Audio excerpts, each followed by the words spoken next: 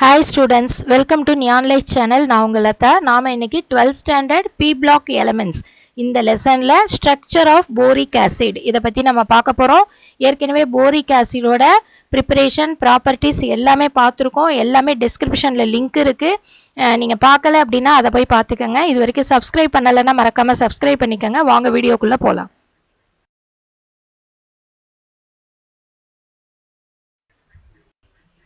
இப்போ structure of boric acid இதில் நம்ம பார்க்குறது உங்களுக்கு ஏற்கனவே நான் போன வீடியோலேயே சொல்லியிருக்கேன். போரிக் ஆசிடோட மாலிகுலர் ஃபார்முலா பார்த்தீங்கன்னா H3BO3. அப்போ போரிக் ஆசிடுங்கிறது ஒரு 2 டைமென்ஷனல் லேயர் ஸ்ட்ரக்சரை உங்களுக்கு இதில் ஃபார்ம் பண்ணும். அதே மாதிரி பார்த்தீங்கன்னா இதில் H3யை நம்ம எடுத்துட்டோம் அப்படின்னா மிச்சம் BO3 3- அப்படின்னு இருக்கும். இதை தான் நம்ம என்னன்னு சொல்கிறோம், ஒரு யூனிட்னு சொல்கிறோம். இது ஒன்னோட ஒன்று ஜாயின் பண்ணியிருக்கோம். எதால் ஜாயின் பண்ணியிருக்கோம்னு பார்த்தீங்கன்னா ஹைட்ரஜன் பாண்ட்ஸால் ஜாயின்ட் ஆகிருக்கும். It consist of BO3 3- unit and these are linked to each other by hydrogen bonds. Hydrogen பாண்டால ஒன்னோட ஒன்று என்ன செஞ்சிருக்கோம், லிங்க் ஆகிருக்கும். அந்த ஸ்ட்ரக்சரை தான் நம்ம எது வந்து நார்மல் பாண்ட் எது ஹைட்ரஜன் பாண்டுன்னு கரெக்டாக பார்த்து நம்ம ஸ்ட்ரக்சர் வரைய வேண்டியதா இருக்கும். இப்போ அதே மாதிரி பாருங்க, ஒரு H3BO3ல உங்களுக்கு வந்து எத்தனை யூனிட், 4 யூனிட் H3BO3யை சேர்த்து தான் நம்ம ஒரு ஸ்ட்ரக்சராக நம்ம வரைய போகிறோம்.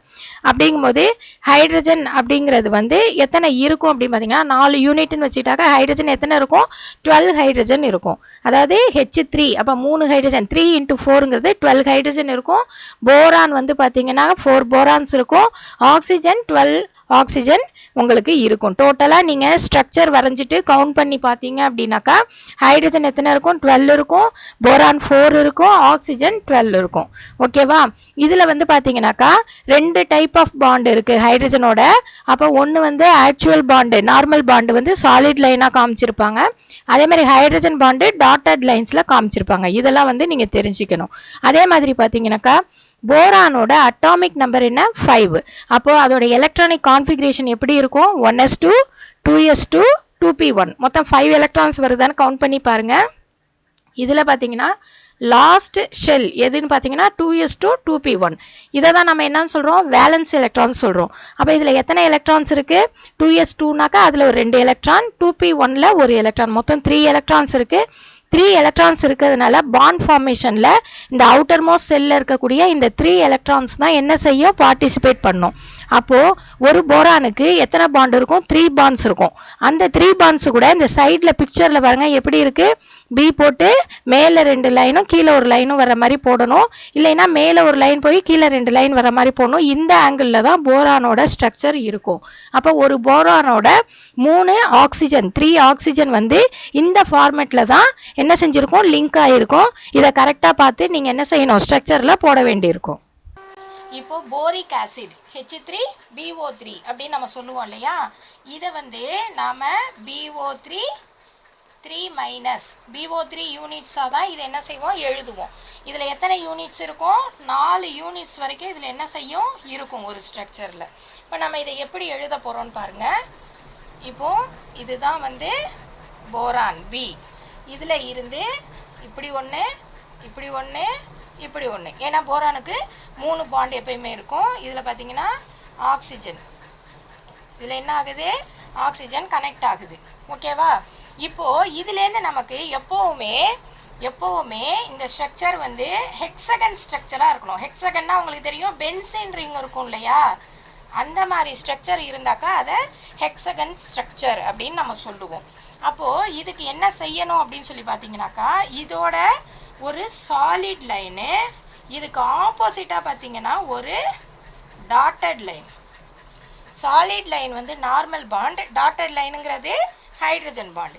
இப்போ இதோட என்ன கனெக்ட் ஆகுது, ஹைட்ரஜன் இதோட கனெக்ட் ஆகுது. ஓகேவா?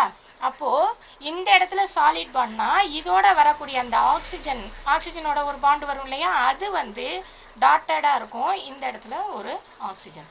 அப்போ இது இந்த இடத்துல ஹைட்ரஜன் பாண்ட். இங்கே சாலிட் பாண்ட்னா இங்கே ஹைட்ரஜன் பாண்டு வரும். அதே மாதிரி இங்கே ஹைட்ரஜன் பாண்ட்னா இந்த இடத்துல என்ன வரும், சாலிட் பாண்டு வரும். அப்போ இந்த இடத்துல இன்னொரு ஆக்சிஜன். இப்போ இந்த போரானுக்கு நேராக ஆப்போசிட் சைடில் ஒரு போரான் வரணும். அப்போது இந்த இடத்துல நம்ம போரான் போடுறோம். இதையும் இதையும் கனெக்ட் பண்ணுறோம். ஹெக்ஸகன் ஷேப் வந்துருச்சா உங்களுக்கு?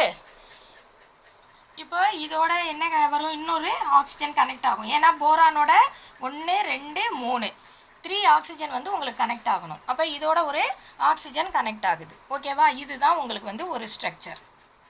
இதுதான் உங்களுக்கு ஒரு ஸ்ட்ரக்சர். புரியுதா உங்களுக்கு?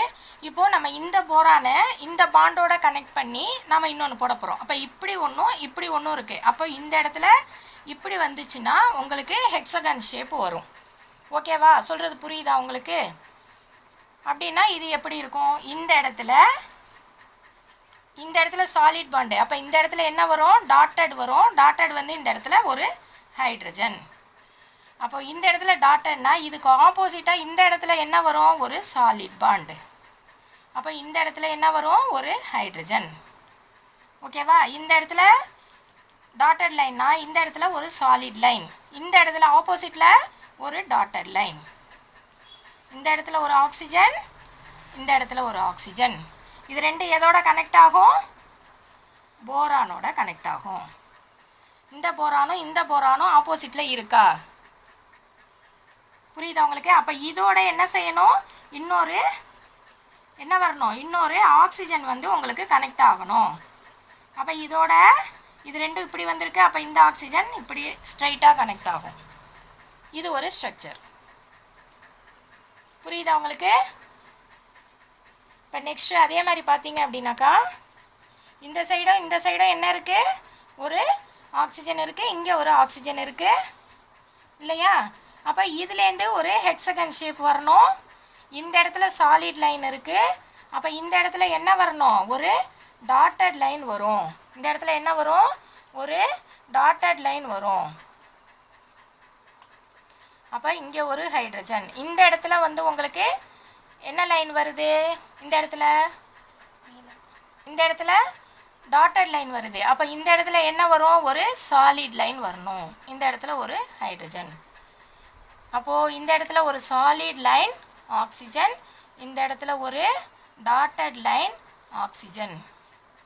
இப்போ இது ரெண்டும் ஜாயிண்ட் ஆகிற இடத்துல போரான்.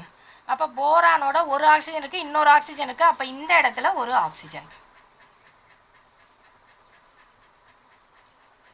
புரியுதா உங்களுக்கு? இப்படி தான் நீங்கள் உங்களுக்கு வந்து இந்த ஸ்ட்ரக்சர் வரும். சரியா? இப்போ எத்தனை இருக்குது அப்படின்னு சொல்லி நீங்கள் கால்குலேட் பண்ணி பார்த்தீங்கன்னா எந்தெந்த இடத்துலலாம் இப்போ குறையுதோ அந்தந்த இடத்துலலாம் நம்ம என்ன செய்ய போகிறோம், ஃபில் பண்ண போகிறோம் மிச்சம் இருக்கிறத.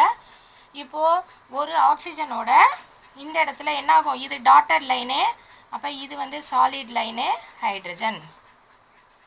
ஓகேவா? இந்த இடத்துல ஒரு ஆக்சிஜன் இருக்குது, இந்த இடத்துல ஒரு ஆக்சிஜன் இருக்குது. இதோட என்ன செய்யும், ஒரு ஹைட்ரஜன். அடுத்ததில் அதே மாதிரி பார்த்தீங்கன்னா இந்த இடத்துல என்ன செய்கிறோன்னா இங்கே ஒரு ஆக்சிஜன் இருக்குது, அதோட என்ன வரும், ஹைட்ரஜன். அதாவது திரும்ப நம்ம ஒரு பாண்டு வந்து அதே ஹெக்ஸகனுக்கு வர மாதிரி தான் இந்த கோடு போடணும் நீங்கள். இப்போ இங்கேருந்து இப்படி வந்திருக்கு, அப்போ இது வந்து இப்படி போய் இப்படி வரணும். அதனால் ஹைட்ரஜன் இந்த ஆங்கிளில் இந்த டைரெக்ஷனில் போடணும். இப்போ இதுக்கும் அதே மாதிரி பார்த்திங்கன்னா இந்த டைரெக்ஷனில் போடுவோம். அதனால தான் ஒவ்வொரு பாண்டும் வந்து வேறு டைரெக்ஷனில் நம்ம போட்டுக்கிட்டுருக்கோம்.